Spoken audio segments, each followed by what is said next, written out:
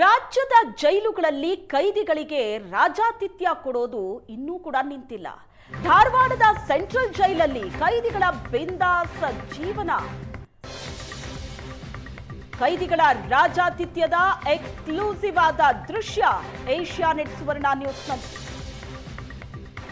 ಜೈಲಿನಲ್ಲಿರುವಂತ ಕೈದಿಗಳು ಹೇಳೋದಕ್ಕೆ ಮಾತ್ರ, ಆದ್ರೆ ಅಲ್ಲಿ ಈ ಕೈದಿಗಳು ಬದುಕ್ತಾ ಇರೋ ರೀತಿ ನೋಡಿದ್ರೆ ಎಂತವರಿಗೂ ಶಾಕ್ ಆಗುತ್ತೆ.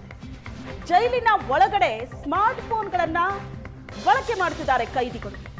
ಜೈಲಿನಲ್ಲಿ ತಮಗಿಷ್ಟ ಬಂದ ಅಡುಗೆಯನ್ನ ಮಾಡಿಕೊಂಡು ತಿಂದು ಎಂಜಾಯ್ ಮಾಡ್ತಾ ಇದ್ದಾರೆ. ಚಿಕನ್ ಮಟನ್ ಬಿರಿಯಾನಿ ಅಡುಗೆ ಮಾಡಿಕೊಂಡು ಬಿಂದಾಸ್ ಆಗಿದ್ದಾರೆ. ಕೈಯಲ್ಲಿ ಫೋನು, ತಿನ್ನೋದಕ್ಕೆ ಚಿಕನ್ ಮಟನ್ ಬಿರಿಯಾನಿ ಏನ್ ಬೇಕೋ ಅದು ಮಾಡಿಕೊಂಡು ತಿಂದು ಎಂಜಾಯ್ ಮಾಡ್ತಾ ಇದ್ದಾರೆ. ರೆಸ್ಟೋರೆಂಟ್ಗಳಲ್ಲಿ ಪಾರ್ಟಿ ಮಾಡದಂತೆ ಜೈಲಿನಲ್ಲೂ ಕೂಡ ಎಂಜಾಯ್ ಮಾಡ್ತಾ ಇದ್ದಾರೆ. ಅದಕ್ಕೆ ಸಾಕ್ಷಿ ಸ್ಕ್ರೀನ್ ನಲ್ಲಿ ನೋಡ್ತಾ ಇದ್ದೀವಿ. ಜೈಲಿನಲ್ಲೇ ಚಿಕನ್ ಮಟನ್ ಬಿರಿಯಾನಿ ಊಟ, ಜೈಲಿನಲ್ಲೇ ಅಡುಗೆ ಮಾಡ್ಕೋತಾ ಇದ್ದಾರೆ. ಸ್ಮಾರ್ಟ್ ಫೋನ್ಗಳನ್ನ ಬಳಸ್ತಾ ಇದ್ದಾರೆ. ಡಿಜಿ ಅಲೋಕ್ ಕುಮಾರ್ ಭೇಟಿ ನಂತರವೂ ಕೂಡ ಈ ರಾಜಾತಿಥ್ಯ ನಿಂತಂತೆ ಕಾಣಿಸ್ತಾ ಇಲ್ಲ. ಜೈಲಿನ ಒಳಗಡೆ ನಡೀತಾ ಇರೋ ಚಟುವಟಿಕೆ ಹಾಗಾದ್ರೆ ಅಧಿಕಾರಿಗಳಿಗೆ ಗೊತ್ತಿಲ್ವಾ? ಜೈಲಾಧಿಕಾರಿಗಳ ವಿರುದ್ಧ ಡಿಜಿ ಅಲೋಕ್ ಕುಮಾರ್ ಕ್ರಮ ಕೈಗೊಳ್ತಾರಾ ನೋಡ್ಬೇಕೀಗ. ಧಾರವಾಡದ ಸೆಂಟ್ರಲ್ ಜೈಲಿನ ದೃಶ್ಯ ಈಗ ನೀವು ನೋಡ್ತಾ ಇರೋದು. ಧಾರವಾಡದ ಕಾರಾಗೃಹದಲ್ಲಿ ಕೈದಿಗಳಿಗೆ ರಾಜಾತಿಥ್ಯ ಸಿಗ್ತಾ ಇದೆ.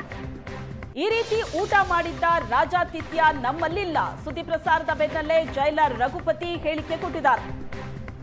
ಜೈಲರ್ ಕೊಟ್ಟಂತಹ ಹೇಳಿಕೆ ಇದು. ಜೈಲಿನಲ್ಲಿ ಕೆಲವೊಂದಷ್ಟು ಆರೋಪಿಗಳಿದ್ದಾರೆ, ಆದ್ರೆ ಇದು ನಮ್ಮಲ್ಲಾಗಿದ್ದಲ್ಲ ಅಂತ ಹೇಳ್ತಿದ್ದಾರೆ. ಅದನ್ನು ನಾವು ನೋಡಿದ್ದೀವಿ, ಅದು ವೀಡಿಯೋಸು ಮತ್ತು ಫೋಟೋಸ್ ಎಲ್ಲ. ಬಟ್ ಅದು ನಮ್ಮ ಜೈಲಲ್ಲಿ ಆ ಥರ ಬ್ಯಾರಕ್ಸ್ ಆಗಲಿ ಇನ್ನೊಂದಾಗಲಿ ಮತ್ತು ಅಲ್ಲಿರೋ ಪ್ರಿಸ್ನರ್ಸ್ ಯಾರೂ ನಮ್ಮ ಜೈಲಲ್ಲಿ ದಾಖಲಿಲ್ಲ ಸರ್. ಈಗ ಪ್ರಸ್ತುತವಾಗಿ ಯಾರೂ ದಾಖಲಿಲ್ಲ. ಮತ್ತು ಆ ಜೈಲಿಗೆ ಸಂಬಂಧಪಟ್ಟಂಗೆ ಫೋಟೋಸ್ ವೀಡಿಯೋಸು ಮತ್ತು ಏನಿದೆ ಗೋಡೆ ಆಗಲಿ ಮತ್ತು ಬ್ಯಾರಕ್ಸ್, ಆ ಥರ ಬ್ಯಾರಕ್ಸ್ಗಳು ನಮ್ಮ ಜೈಲಲ್ಲಿ ಯಾವುದೂ ಆ ಥರ ಲಭ್ಯವಿರೋದಿಲ್ಲ ಸರ್. ಅದನ್ನು ಚೆಕ್ ಮಾಡ್ತಾಯಿದ್ದೀವಿ ಸರ್. ತಿಳಿದ್ರೆ